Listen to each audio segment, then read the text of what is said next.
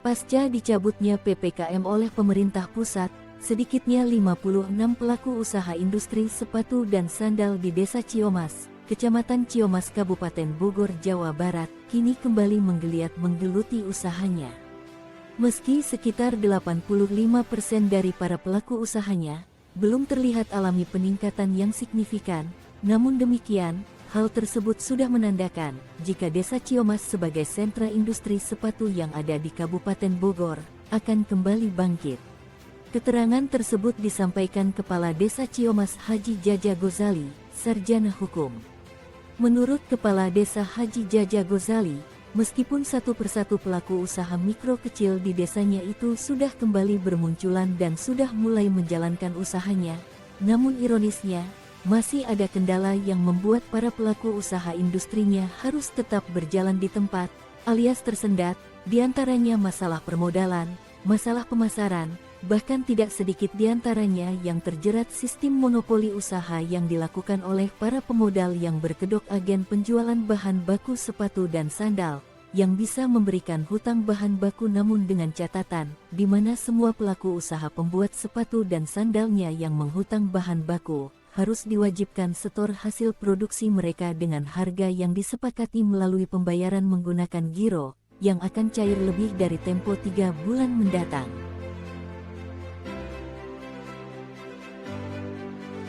Alhamdulillah dari kurang lebih 56 pelaku usaha mikro kecil ya, khusus para pengrajin sepatu sandal dengan dicabutnya PPKM ini sudah mulai berjalan sedikit demi sedikit, meskipun beberapa kendala selama ini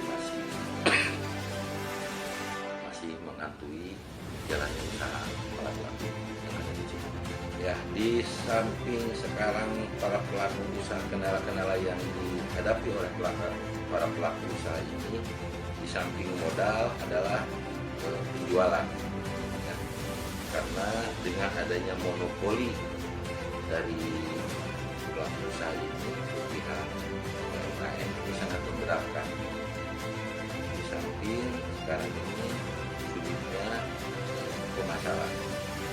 Karena apa? Karena dengan adanya monopoli dari bahan baku ya. Jadi kalau kita beli bahan dari toko A, dari mulai semua bahan bakunya itu, nanti setelah hasil produksinya juga harus dijual lagi ke toko A juga. Jadi tidak boleh keluar. Itu salah satu kendala yang tidak bisa berkembang bagi para pelaku usaha. Jaja Kepala Desa Ciomas menambahkan, solusi yang sudah dilakukan oleh pihak desa dan pemerintah, guna membantu agar usaha industri mikro kecil sepatu dan sandal yang ada di Ciomas agar kembali berkembang, sudah dirasakan cukup maksimal, diantaranya bantuan permodalan, kesehatan, kesejahteraan pekerja, dan membantu peningkatan produksinya. Desa dan pemerintah telah optimal mengupayakannya. Pihak desa termasuk pemerintah daerah sudah berulang kali ya, dari mulai permodalan, bidang kesehatan pekerjanya, rumah sehatnya, itu kami lakukan. Sehingga tujuannya itu di samping untuk meningkatkan kualitas pekerja juga peningkatan hasil produksi, ya, termasuk peningkatan hasil usahanya dia. Tapi karena kesulitannya ini, adanya monopoli ini, masyarakat Ciomas ini sulit. Cairuka Judianto, Camat Ciomas menegaskan, pasca pandemi Covid dan pencabutan PPKM oleh pemerintah pusat, kini di tahun 2023, industri UMKM baik sepatu dan sandal, tas, maupun kuliner, sudah mulai bangkit kembali, walau belum sesuai dengan harapan. Meskipun begitu, kata Camat, untuk menyiasati kendala tersebut, kini semua para pelaku usaha UMKM-nya terus berinovatif, termasuk melakukan terobosan pemasaran melalui cara online di media sosial.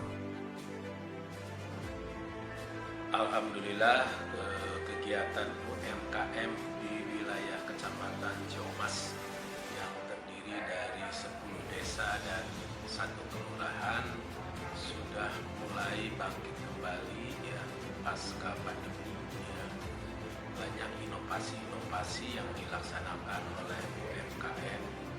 Di wilayah Ciamas itu UMKM terdiri dari berbagai macam, misalkan UMKM sepatu sandal. Ya. Secara umum ya, saat pandemi memang banyak yang terpuruk, ya. Tapi sekarang sudah banyak yang bangkit kembali, ya, bisa menguntungkan.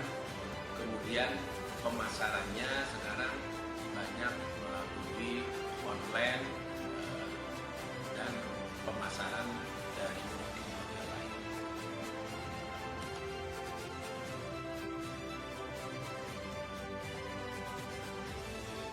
Sementara Haji Nur Hadi, salah satu pelaku usaha sepatu dan sandal di Kampung Ledeng, Desa Ciamas menambahkan, pasca pandemi COVID di tahun 2023 ini, usaha yang dirintisnya lebih dari 12 tahun tersebut yang awalnya memiliki 8 orang tenaga kerja, kini hanya tinggal 2 orang pekerja saja. Meski begitu, pemasaran dengan cara menunggu pesanan dari para pelanggan, sudah mampu menafkahi keluarga dan menggaji 2 orang karyawannya. Nur Hadi juga mengaku bersyukur jika usaha yang kembali digelutinya tersebut tidak masuk perangkap monopoli yang dilakukan oleh para pemilik modal.